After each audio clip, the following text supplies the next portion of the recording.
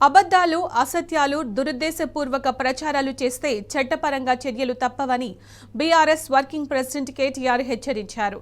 కొంతమంది వ్యక్తులు మీడియా ముసుగులో కావాలని నీచమైన దుష్ప్రచారం చేస్తున్నారని ఫైర్ అయ్యారు. కావాలని కొన్ని మీడియా సంస్థలు కొంతమందితో జట్టు కట్టి ఒక ముఠాగా మారి చేస్తున్న దుష్ప్రచారంపై చట్టపరంగా తగిన సమాధానం చెబుతామన్నారు.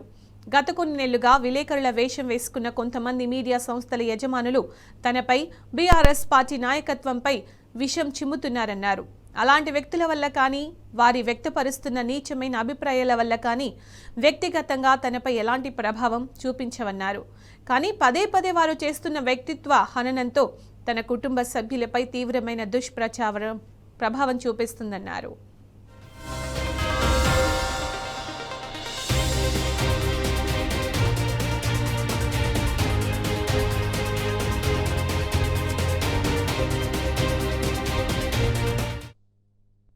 మీడియా రూపంలో కొందరు చేస్తున్న దాడులు తన శ్రేయోభిలాషులకు, పార్టీ నాయకులకు, పార్టీ శ్రేణులకు బాధ కలిగిస్తున్నాయన్నారు కేటీఆర్.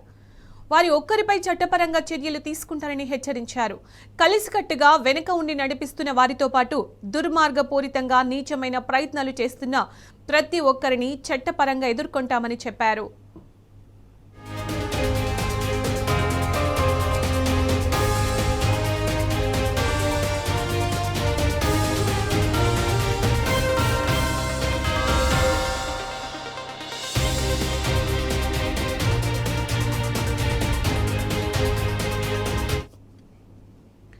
అబద్ధాలు, అసత్యాలు, దురుద్దేశపూర్వక ప్రచారాలు చేస్తే చట్టపరంగా చర్యలు తప్పవని బీఆర్ఎస్ వర్కింగ్ ప్రెసిడెంట్ కేటీఆర్ హెచ్చరించారు.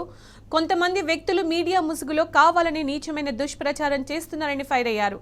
ఇక దీనికి సంబంధించిన పూర్తి సమాచారం మా ప్రతినిధి లివిల్ అందిస్తారు. లివిల్, వాళ్ళ ఏదైతే ఫోన్ ట్యాపింగ్ వ్యవహారంలో తనతో పాటు కేటీఆర్ తో పాటు ఆ పార్టీ ముఖ్య నేతలపై దుష్ప్రచారం చేస్తున్న వారికి బీఆర్ఎస్ వర్కింగ్ కేటీఆర్ గట్టి హెచ్చరిక చేశారు. అబద్ధాలు, అసత్యాలు దురుద్దేశపూర్వకంగా ప్రచారం చేస్తే చట్టపరంగా చర్యలు తప్పవని ఈ సందర్భంగా హెచ్చరించారు. కొంతమంది వ్యక్తులు మీడియా ముసుగులో కావాలనే ఇలాంటి నీచమైన దుష్ప్రచారం చేస్తున్నారని చెప్పేసి కూడా ఈ సందర్భంగా దుయ్యబట్టారు. కావాలని కొన్ని మీడియా సంస్థలు మరియు కొంతమంది జట్టు కట్టి ఒక మూటాగా మారి చేస్తున్న దుష్ప్రచారంపై చట్టపరంగా తగిన సమాధానం చెప్తామని చెప్పేసి కూడా ఈ సందర్భంగా హెచ్చరించారు. గత కొన్ని నెలలుగా కొంతమంది విలేకరుల వేషం పెట్టుకుని కొంతమంది మీడియా సంస్థల యజమానులు నాపై వ్యక్తిగతంగా బీఆర్ఎస్ పార్టీ నాయకత్వంపై విషం చిమ్ముతున్నారు అని సందర్భంగా గుర్తు చేస్తూ, అలాంటి వ్యక్తుల వల్ల కానీ వారు వ్యక్తపరుస్తున్న నీచమైన అభిప్రాయాలు నాపైన వ్యక్తిగతంగా ఎలాంటి ప్రభావం చూపవని చెప్పేసి కూడా ఈ సందర్భంగా గుర్తు చేస్తూ, కానీ పదే పదే మీరు చేస్తున్న వ్యక్తిత్వ హననం వలన మా కుటుంబ సభ్యులపై తీవ్రమైన దుష్ప్రభావం చూపిస్తున్నాయి. మీడియా రూపంలో మీరు చేస్తున్న దాడులు నా శ్రేయోభిలాషులు, పార్టీ నాయకులు, పార్టీ శ్రేణులు బాధ కలిగిస్తున్నాయని చెప్పేసి కూడా ఈ సందర్భంగా ఆవేదన వ్యక్తం చేశారు.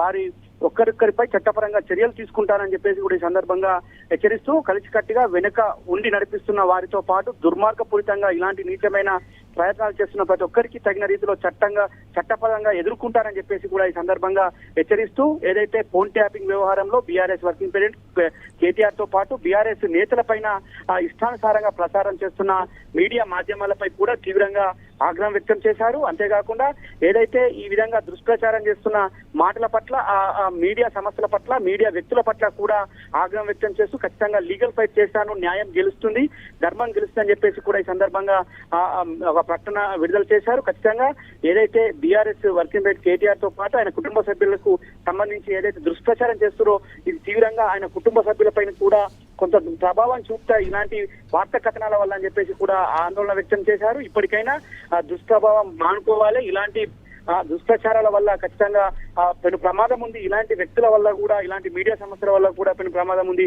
ఖచ్చితంగా దీని వెనక కొంత శక్తులు ఉన్నాయి, కొంతమంది నేతలు ఉన్నారు అని చెప్పేసి కూడా ఈ సందర్భంగా గుర్తు చేశారు. ఏదేమైనప్పటికీ ఈ కొన్ని మీడియా ముసుగులో చేస్తున్న కథనాలు కావచ్చు, మీడియా ముసుగులో వస్తున్న వార్తలు కావచ్చు, మీడియా ముసుగులో ఒక విలేకరి వేషంలో వస్తున్న ఈ వ్యక్తుల పట్ల ఖచ్చితంగా ఒక వ్యక్తిత్వ హననం చేస్తున్నారు. దీన్ని పూర్తిగా ఖండించాల్సిన అవసరం ఉందని చెప్పేసి కూడా ఈ సందర్భంగా గుర్తు చేశారు. Sunitha, thank you.